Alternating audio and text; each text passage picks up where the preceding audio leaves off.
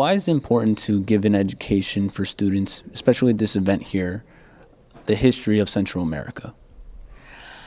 Oh, well, because the history is still going on. I mean, things that are happening today are a reflection of what happened in the past. So it is very important. And we've got all the immigration and the caravans, and so you have to realize what people are up against.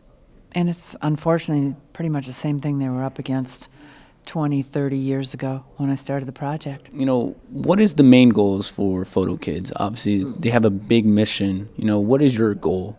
Okay, so the main goal for FotoKids is that we create an atmosphere where kids feel secure, where they have a voice and they can speak through photography, through and learn specific skills such as web design,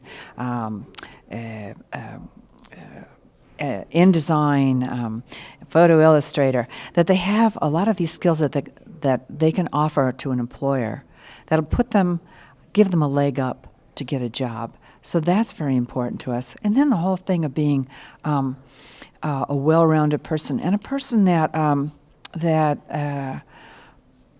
wants to give back to their community. And luckily, all of our staff are FotoKids graduates, and that's the thing that unites them. They'd like to give that opportunity to other kids, and so that's what we're trying to get at with FotoKids. To turn out to be a good, well-rounded person, and you have some skills so you can get a job and stay in your country. Have you noticed any specific changes that Central America has had since the 1980s till 2019? Oh yeah, there's lots of changes.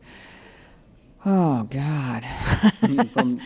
From the time that you've been there till now. I mean, there's material changes. Like when I first started working the dump, the kids didn't have shoes, and clothing was very expensive. And now we've got pacas where the clothing comes down, from donations, and it's really cheap. It used to be like $17 for a pair of jeans, and now you can get them for $1. That type of thing. Everybody's got shoes now. When I first started in Guatemala, they were still using the telegraph because there weren't any phones. And so I remember covering an election in '85, and downstairs where they were taking the election results were 200 people with headsets on taking Morse code results from the Highlands. So all that now, I mean, everywhere with technology, everything's really blossomed. Politically, you could write a book about it, so I'm not going to go into that. Give me one word, if there was one word you could describe your experience in Central America. I